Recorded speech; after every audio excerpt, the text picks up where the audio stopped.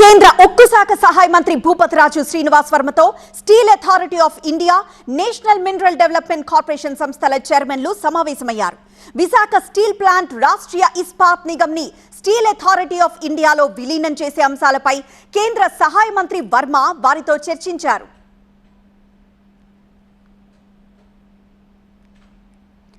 కేంద్ర ఉక్కు శాఖ సహాయ మంత్రి భూపతిరాజు శ్రీనివాస్ వర్మతో steel authority of India, national mineral development corporation సంస్థల చైర్మన్లు సమావేశమయ్యారు.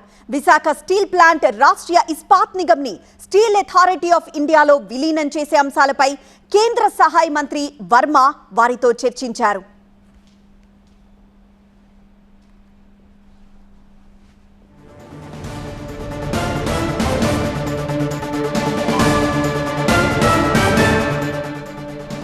స్టీల్ ప్లాంట్ ను సెయిల్ లో విలీనం చేయాలన్న ప్రతిపాదనపై steel authority of India NMDC తో చర్చలు జరుగుతున్నాయని, అయితే విలీనానికి కొన్ని సాంకేతిక అంశాలు అడ్డుపడుతున్నాయన్నారు కేంద్ర ఉక్కు శాఖ సహాయ మంత్రి శ్రీనివాస్ వర్మ. విశాఖ స్టీల్ ప్లాంట్ ప్రైవేటీకరణ చేయకుండా చూడడానికి తెలుగు రాష్ట్రానికి చెందిన మంత్రిగా తనపై ఒత్తిడితో పాటు బాధ్యత కూడా ఉందని, అందుకే అన్ని ప్రత్యామ్నాయాలను పరిశీలిస్తున్నామంటున్నారు కేంద్ర ఉక్కు శాఖ సహాయ మంత్రి శ్రీనివాస్ వర్మ.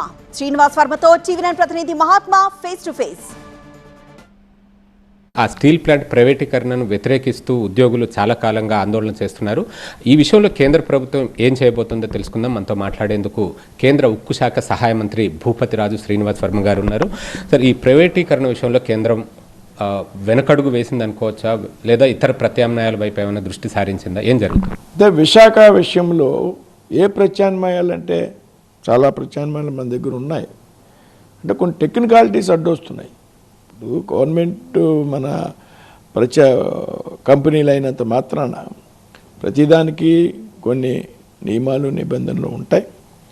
వాటి టెక్నికాలిటీస్ వేళ సెయిల్లో మెర్జి ఒక ఆలోచన చేస్తున్నాం. దానికి కొన్ని టెక్నికాలిటీస్ సెయిల్ నుంచి ఉన్నాయి. అవి కూర్చుని మనం చర్చించి వాటికి పరిష్కారం ఏంటనేటువంటి విషయాన్ని ఆలోచిస్తున్నాం. అలాగే ఎన్ఎండిసి అనే ఒక పిల్లెట్స్ ఫ్యాక్టరీ కొంత ల్యాండ్లో అక్కడ స్టార్ట్ చేస్తే ఎలా ఉంటుంది అనేటువంటి ఆలోచన మనం కూడా చేస్తున్నాం. అయితే ఉద్యోగ సంఘాలు అంటారా, తప్పనిసరిగా వారి ఉద్యోగ హక్కు గురించి, వారి భద్రత గురించి అడగడమో లేకపోతే ధర్నాలు పోరాటాలు చేయడంలో తప్పు లేదు. ఉద్యోగ భద్రత ఇంపార్టెంట్ కాబట్టి మొన్న 100 మందిని ఒక ఎన్ఎండిసికి ఇక్కడి నుంచి ట్రాన్స్ఫర్ చేసేసారు. కాబట్టి ఇది విశాఖ స్టీల్ని క్లోజ్ చేయడానికి ఆల్రెడీ ప్రాసెస్ స్టార్ట్ అయిపోయింది అనేటువంటి ఒక పెద్ద ఎత్తున ఆందోళన చేసి అనవసరపు ప్రచారం చేయడం జరిగింది. ఏదైతే ఇక్కడ కొంతమంది ఎక్సెస్ ఉన్నారు కాబట్టి ఇందులోంచి 100 మందిని అక్కడ ట్రాన్స్ఫర్ చేయలే. ఒక డిప్యుటేషన్ మీద ఏదైతే నగరనాల స్టీల్ ప్లాంట్ ఉందో ఎన్ఎండిసి ఆధ్వర్యంలో డిప్యుటేషన్ మీద అక్కడికి పంపించాం అంతే. కాబట్టి ఉద్యోగులు భద్రత కాపాడే విషయంలో కట్టుబడి ఉన్నాం. అలాగే స్టీల్ ప్లాంట్ విషయంలో ఏమైనా సరే దాన్ని కాపాడాలి. అందుకే ఇంత ఎక్సర్సైజ్ చాలా ప్రత్యామ్నాయాలు ఆలోచిస్తున్నాం. దానికి ఆర్థిక మంత్రి గారు సహకారం కావాలి, ప్రైమ్ మినిస్టర్ గారు, హోమ్ మినిస్టర్ గారు సహకారం కావాలి, ఇతర బ్యాంకుల సహకారం కూడా ఇందులో అవసరం ఉంది. అవన్నీ కూడా 1 by 1 ఆల్టర్నేటివ్ ఆలోచన చేస్తాం. అసలు ప్రతి స్టీల్ ప్లాంట్కి ఒక క్యాప్టివ్ మైన్స్ ఉన్నాయి, కానీ ఈ స్టీల్ ప్లాంట్కి అటువంటి సొంత గనులు, ఇనుప ఖనిజాన్ని తీసుకొచ్చే గనులు లేకుండా పోయాయి. అవి అలాట్ చేసి ఉంటే ఈ నష్టాలు కూడా వచ్చేవి కావు అన్నది వారు చెప్తున్నమాట. మరి అటువంటి ప్రత్యామ్నాయం కూడా ఏదైనా చూస్తున్నారా? దానికోసం కొంత ఫండింగ్ కూడా అవసరం అంటున్నారు. ఇప్పుడు క్యాప్టివ్ మైన్స్ అనేది పూర్తిగా క్యాప్టివ్ మైన్స్ ఉంటే స్టీల్ ప్లాంట్ లాభాల్లోకి వచ్చేస్తుంది రాత్రి అనేటువంటి విషయం వాస్తవం కాదు.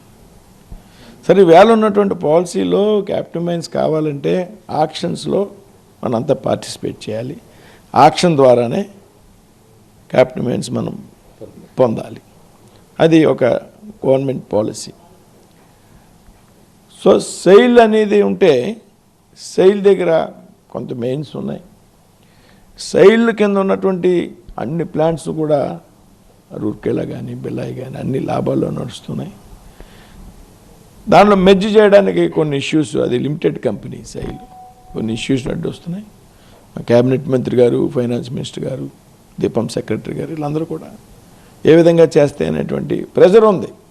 మేమంతా కూడా ప్రెజర్ ఇస్తాం. నేను నా వరకు తెలుగు వ్యక్తిగా ఆంధ్ర రాష్ట్రానికి చెందినటువంటి కేంద్ర మంత్రిగా కుమారస్వామి గారు సహకరిస్తున్నారు.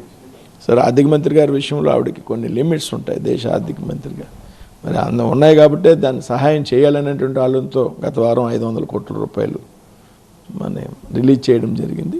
సో ఆ విధంగా ప్రయత్నాలు అయితే మేము ప్రయత్నం చేస్తాం. అంటే దీన్ని స్టీల్ ప్లాంట్ ఒక్కదాని విషయంలోనే నేను ఇవాళ వారితో సమావేశం కాలే, వేరే విషయాలు శాఖకి సంబంధించి వేరే విషయాలు కూడా ఆలోచన చేయవలసిన దృష్ట్యా వారితో సమావేశం కావడం, అందులో ఈ స్టీల్ ప్లాంట్ విషయాలు RINL విషయాలు కూడా వారితో మాట్లాడడం.